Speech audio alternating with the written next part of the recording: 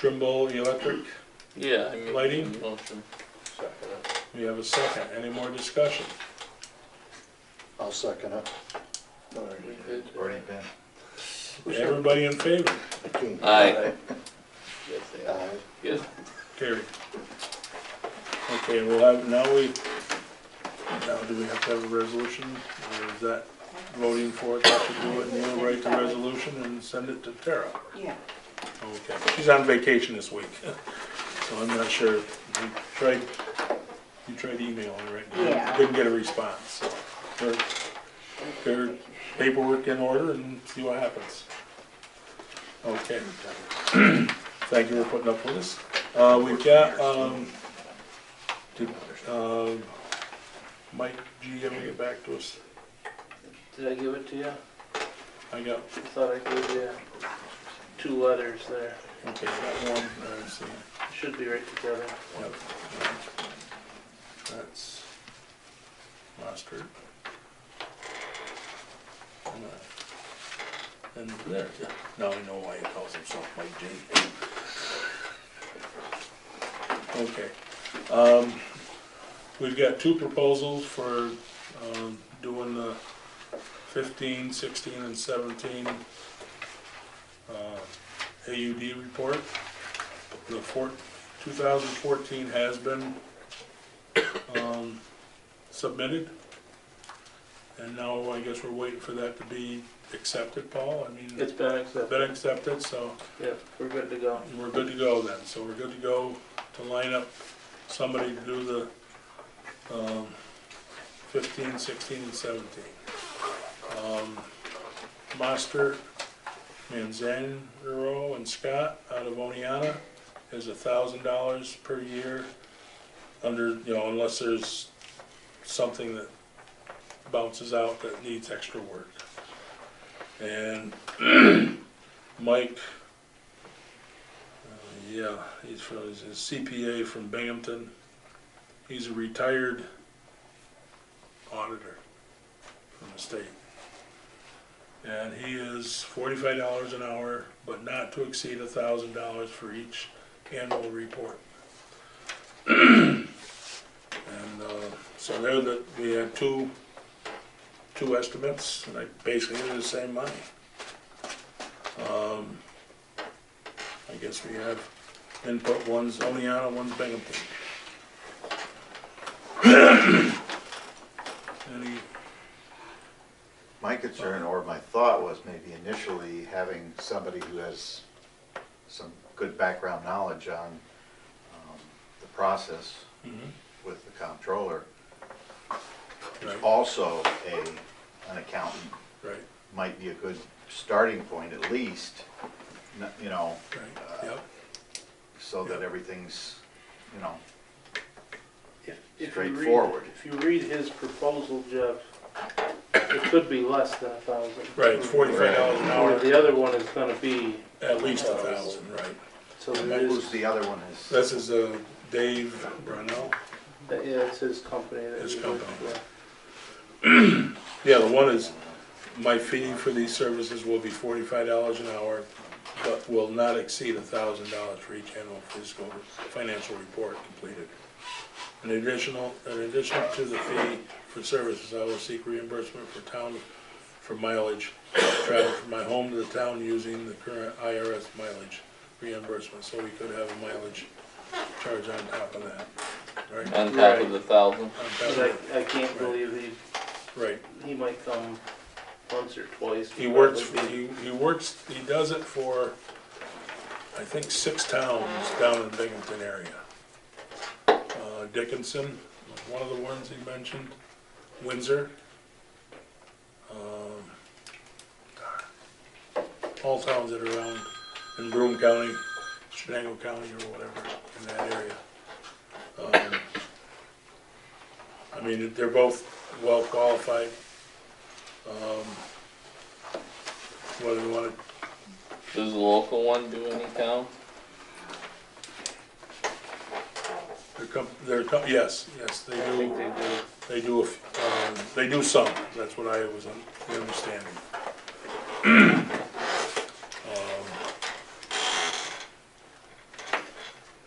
read the letters from both, if you'd like. Is it to the preference, or you guys wanna read them? Their proposals. From both of them. We're passing that around. I think. Mark, do you wanna step in right now? We'll take a break on this and.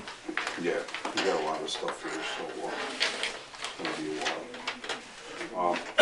We had entertained last month about doing a resolution for Rich Road to try to get keep the truck traffic off from that while we're doing the traffic circle up and what we need is a resolution from you guys for me to go out and put the signs up and stuff to do that, to keep it to local traffic. For Rich Road? Yep, Rich Road. I was got any concern about any of the other town roads. I've got a call about Sport Hollow. I mean, I don't know, you know, I think they're gonna pick those roads, you know. Rich Road is the one that's, I've been getting the most complaints about, that's so far. We can do it on that one too. Gabe Brook will get more than that, won't it? Well, I don't know. yes, I live on Swart Hollow Road and like my car is kind of like breaking apart because the potholes are so bad. There's one part where the pothole is about this deep.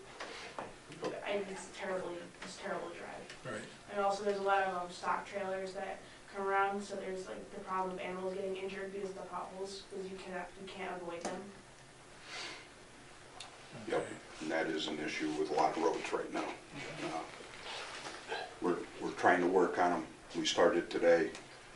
Usually we're 15, 18 days into it already, but right now we're not.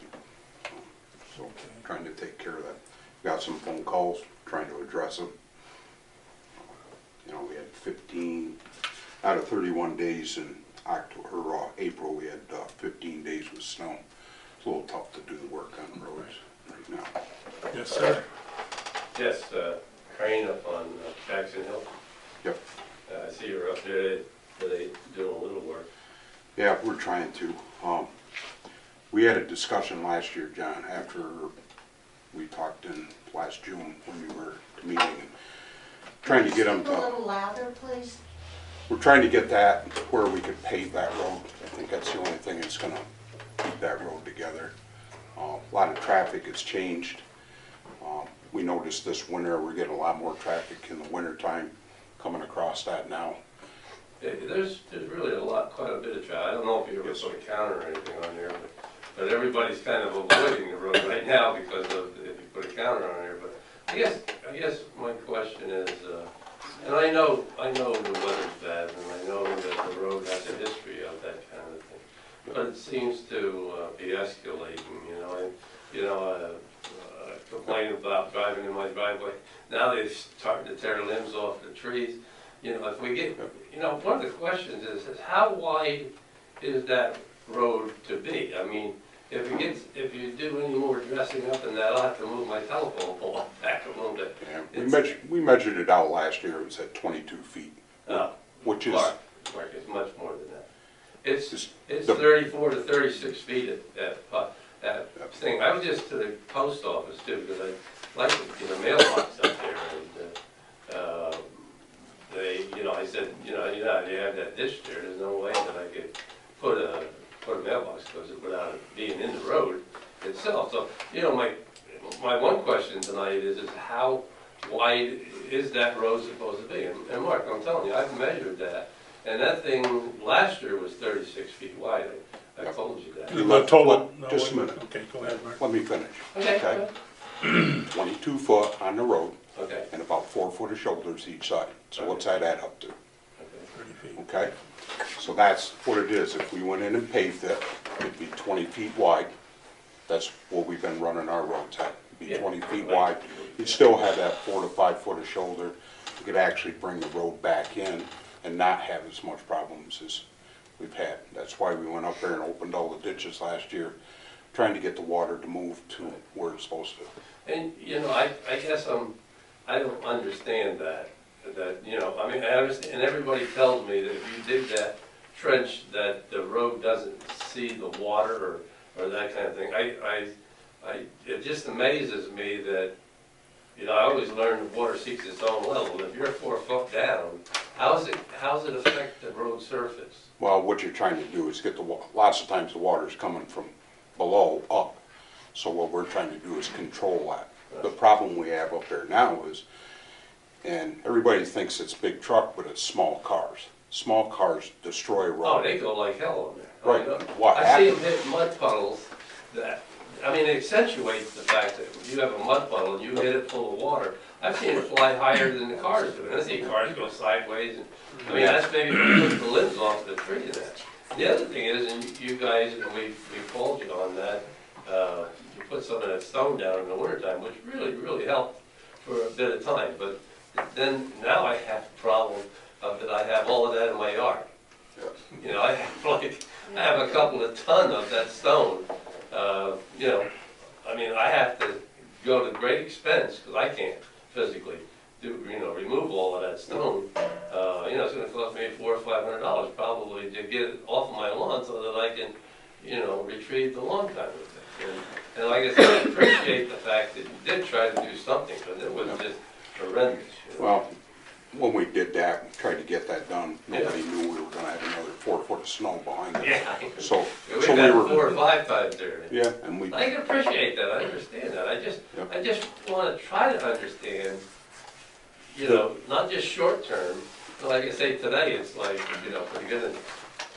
I use this analysis quite a bit, all right?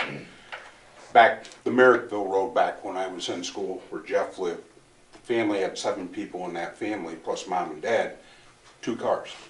Yeah, That yeah, farm truck everybody's and- got 2 cars, Okay. or 10 cars now. So how many people are on that? Yeah. We've paved that road, we don't have that issue. Small cars, all them ones that used to be that road would stay pretty good, you know, to a fair amount. But now when you're getting 10, 20 times the traffic that we used to get, it's not gonna hold up. Dirt roads are not gonna hold up. You take a move of stone that big, gets water in it, Yeah. hydraulics it, Yeah. that's where all of the holes are coming from. But it seems to be worse in that general strip. I mean, Yep. the cars don't go just across that strip and disappear. I mean, the road down the street is not as bad as that particular area, Yep. you know, from like Mark's house to like, I don't know, maybe over where Tommy John's old house was or something there. I mean, that stretch is just loaded with potholes, and then after you go there, it's not bad, you know? One of the reasons it's like that is when they built that road, they didn't have the equipment we used to have, so they cut all the trees and everything, they buried it in the center of the road, and they would put dirt over it, so you got all of that water that's trying to push up through, and it's what they call bathtubed. They built the road, they just kind of dug it out, buried that stuff in there, put gravel over it. So that one section you're talking about that gets most of the holes, that was the lowest part of that road when they built that. The guy that hired me back in 1981, he was the one that built that road, told me that's how they did it. They just took the bulldozers and pushed that stuff in there. Yeah, It was okay at that time, yeah. but now with all the traffic and that, you know, rotting down in there and stuff, that's Yeah. done some of that. I can understand the bed, you know, last year they kind of scraped it down a foot or so, and, I mean, what appeared to be very hard when they peeled up that top surface, it was like, Yeah, I couldn't believe what it was like, you know? and it just gets wet and the cars start driving it, and that's when the potholes come. Yeah. And the only way, talking to different engineers and people, is basically pave it, seal it. Yeah. That's what you're gonna end up doing. Well, I hope that's the answer, because I just, you know, I mean, roads get potholes, whether they're paved or not paved, you know, kind of thing. But one of the things that I noticed was, like, you use a typical roller when you use that. Now, when I had my road put in that goes down and around the pond, they used a sheep's foot. And I'll tell you something, you can take a pick at that, and you can't, it's equivalent to concrete. You can't even put a pick in it, you know? We would do that, but the problem is it already puts a mark in the and then the water sets in those marks. Yeah. And then that's what does that. Would actually make it worse out on that road with that much traffic. Okay, yes. I'm on Snake Hill Road, and informally, I've asked, any chance of getting the road paved. I've been there 6, almost 7 years, and traffic, I want traffic, you wanna come on the road, come on the road. Now, there's a lot of trailers, I don't know where they're going, and it's nice that the town comes and they do the calcium chloride and whatever. But I have the same problem, the Stratz as a whole is now a crater, which has a crater next to it. You're losing earth off either side of the road. And each time that I've said something, the answer is, well, town doesn't have the money for that. When you add up what it's taken for the last 8 years for the town to maintain a crappy road, as opposed to just putting in a nice road, what? Is it cheaper? Is it cheaper to fix the road or pave it than fix, I mean, they come up place. Yeah, but once you put the blacktop road in, And then you gotta maintain. then you gotta maintain it, and that's very expensive too, But isn't there grant money, prepaid New York, where does, isn't The paved New York is money that they're giving us right now. It's only $57,000 a year. Well, that could just make a road. And your road. that would do a quarter No, mile I wouldn't fix it. of I the did my road. driveway and it was $20,000. $2,000 go very far on If blacktop. you go in and do all the drainage Yeah. and get everything done, Big 1 mile is about 80 grand. So, right now, the way we stand, we have 42 miles of paved, and we have 63 miles of gravel. So, you can do the figures of what it would cost to do them all at one time. Would have been nice to have been doing it over the last few years, yeah, but sometimes the money is not there to do it. And now, like what I said last year in the June meeting was, and back this last fall, some of it is coming closer, where it's a little cheaper to do a paved road. It just, that initial shot of money out there is what it takes. And, But year after year after year, the road I itself understand. is deteriorating, so It to, works. you're putting Band-Aids on it, and I understand it's a lot of money, but it's also cost money to put Band-Aids for 7 years. Understand that. Yes. Ours is 30 years, I Well, I've only think. been there 7, I can't. 30 years it's been. 9. With the money, Mark, that you get from these different grants, you did about 57,000 this year, couldn't you have either yourself or somebody do a little study and prioritize the most used roads that are now paved, dirt, and over the course of maybe the next 5 years or more, start to pave by priority what gets the most use with the money that you're getting from this grant, and then maybe a little bit of an input from the town money on top of the grant money, and maybe between now and, say, 5, 6 years from now, you can maybe get a lot of these roads paved. I'd be so much happy if my name was just on a list someplace to even be looked at. The one problem that we have, like with the CHIPS money and the paved New York and what we call it early winter recovery money, is they have to be used for physical. I can't take that money and use it for grants or to do studies and stuff. What about just paving a new road? You could use it for that though, right? Yes. I mean, in your own, just what you're hearing tonight from just some of the residents, Yep. you get an idea. You always hear that from me, so that's not. No, Well, but I'm just saying. that- Believe me, I'm new to tonight, my wife and I, it's my first time. Believe me, I hear it. I mean, I've been doing this job for 20 years, and I've worked here, this is my 37th year. So I do understand where this is coming from. You know, I understand it. It's just as hard on our equipment, you know, taking care of those roads, you know, going out there and trying, you know, put 7, 10-wheelers out there on these roads in the winter and stuff. It's brutal on our stuff. We're trying to invest back into it, or that's what I'd like to do, is invest back into the town to pave these roads and stuff. It's that initial money that takes that, you know. Because obviously there's, some of the roads have, you're on Jackson, how did you just say? I mean, have more, are getting more use now for whatever reason. And what my wife was referring to, we all of a sudden have a lot of tractor trailer trucks going down Snake Hill. 9 years ago when we first built there, that wasn't normal.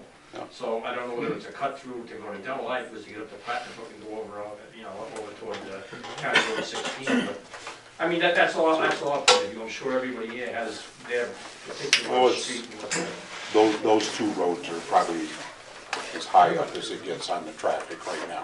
You know, Jackson and Snake, I mean, they're ones that are getting a lot of traffic. They are. After the floods in '06, everybody found out that they were shortcuts and started running those roads, you know. You believe it or not, a lot of that traffic comes up Case Hill, goes across Jackson Hill, it's going to Delhi. It does. The reason is State Route 28 is in such bad shape from North Franklin right into Maridale. So now they're switching out and they're going that way. So that puts a lot of pressure on all of us. I asked the supervisor from State DOT back this winter. She was at an accident that we were at, and she goes, there is nothing in the works for State Route 28 for another 10 years. So they won't have Just a road around- left. Their road, I think, is actually worse than ours. Yes, Paul? As a resident of Franklin for most of my years and living on a dirt road, I've only been to the town board meeting twice about road conditions. Actually, Mark and his crew does an excellent job, summer and winter. But I would like to, since they are doing the construction at 357 and 28, it'd be nice to get Swart Hollow Road. It's 8/10 of a mile that the town has. It goes through 2 other towns as it drops back down in Oneonta. The rest of it, I'm gonna say it's 4.8 miles or 5 miles is paved through Davenport and the town of Oneonta. And it is, as this young lady in front of me says, I can't get through there without hitting a pothole probably every 10 feet. Actually, because I have to go through that way to go to Oneonta to work every day. I'm doing Slauson Road now. That's actually better, believe it or not, than Swart Hollow is. So that'd be my own, that's the only reason, really one of the reasons I'm here tonight. That'd be a request. And then I know that the town has not been in the habit of paving roads, because that's been the policy, kind of unwritten policy, because it is expensive. And a lot of the ones that are done were done with grant monies from, corporations, Marsh and South and the gas companies. But if you are gonna start paving roads, I put that one on the list again.